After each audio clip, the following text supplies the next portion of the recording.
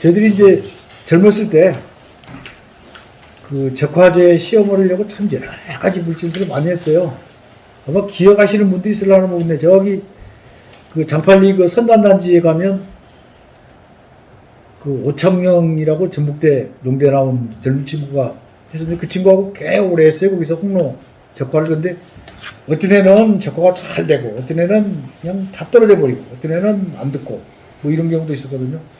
그때는 이제 주로 그 BA를 가지고 많이 했었습니다. 그 다음에 이제 벤질이라더니 그 다음에 지베린하고 이제 그 들어가 있는 포미나를 가지고도 그랬는데 지금은 이제 하이비덴가 이제 그것이 이제 그런 상품이 이제 그런 그 호르몬제로 이제 만든 겁니다.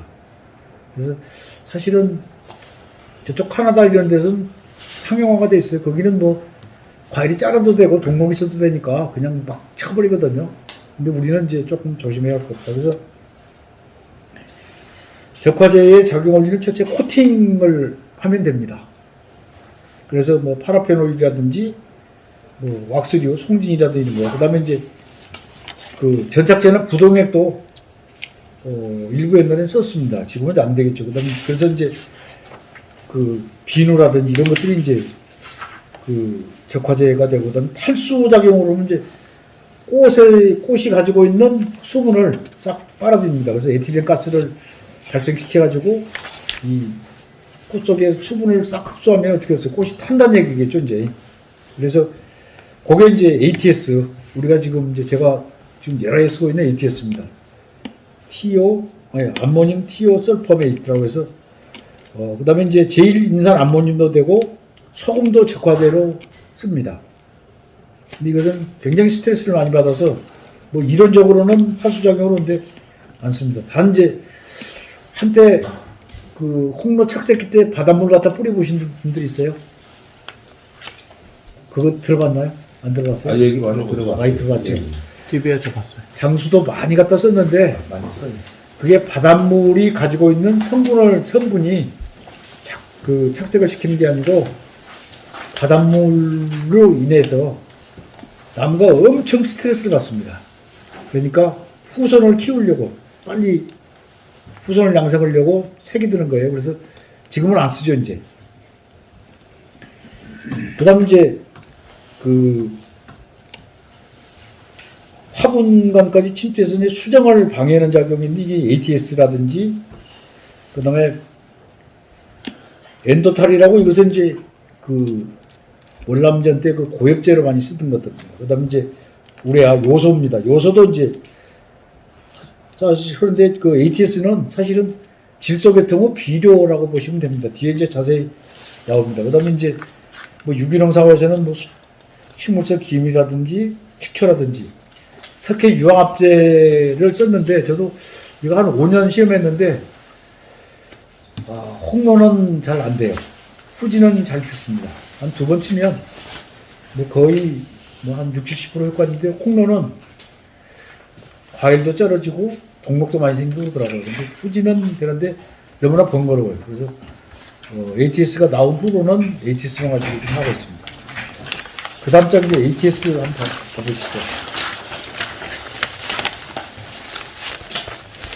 이제 암모늄이라는 단어가 있죠. 이게 암모늄 티오설페이트라고 되어 있습니다. 그래서 티오항산 암모늄이라든지 과항산 암모늄이라든지 뭐 황산 암모늄은 뭐예요? 아까 유한이라고 그랬죠.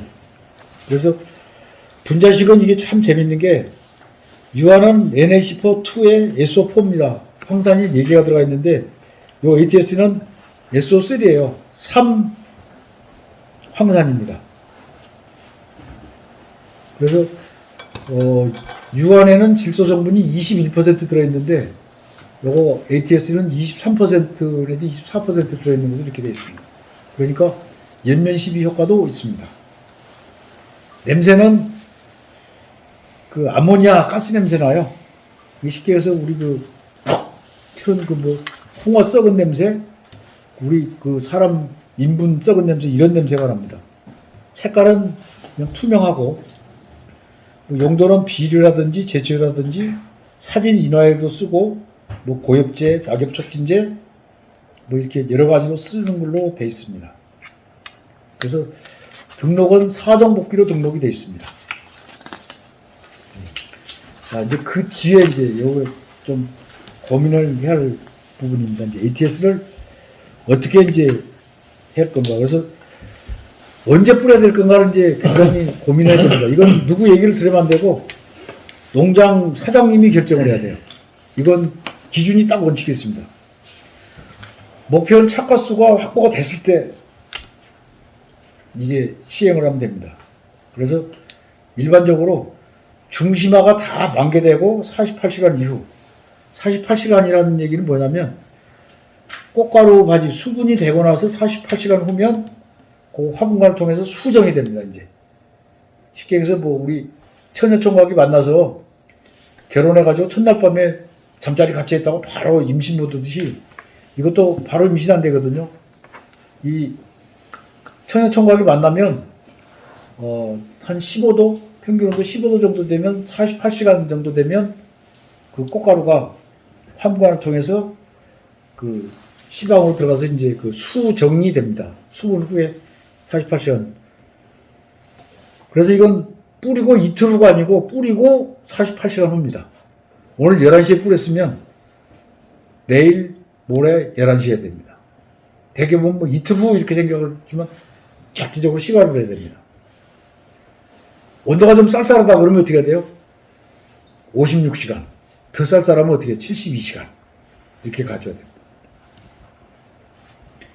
그래서 살포시 외기온도가 20도 정도가 딱 돼야 되고 벌들이 좀 다닐 때 이렇게 뿌리는 게 좋다 이렇게 돼 있습니다.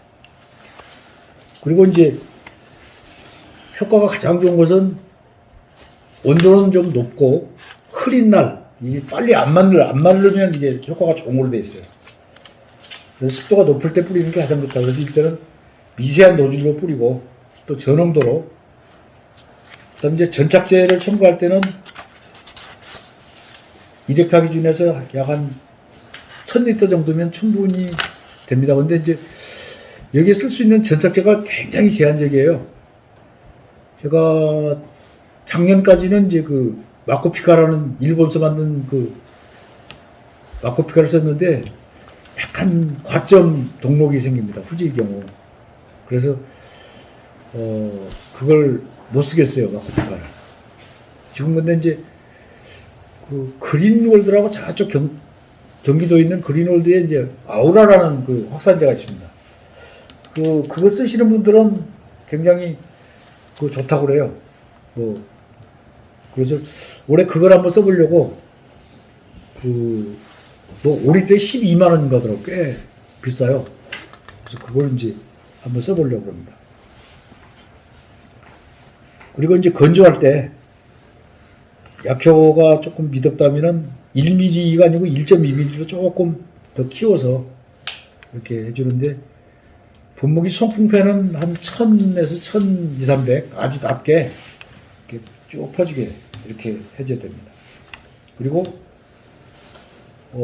살포 농도는 5 내지 7, 5 내지 8 이렇게 되어 있습니다. 근데 여기 그 판매하시는 분들은 5리터만 내라고 그러더라고요. 근데 5리터 가지고는 조금 적화 효과가 떨어집니다. 그래서 저는 해보니까 6.4리터 정도가 가장 적합하더라는 얘기죠. 그래서 5 내지 8까지 쓰도록 되어 있습니다. 그래서 여기 좀 무거워요. 1리터면 1.25kg가 나옵니다.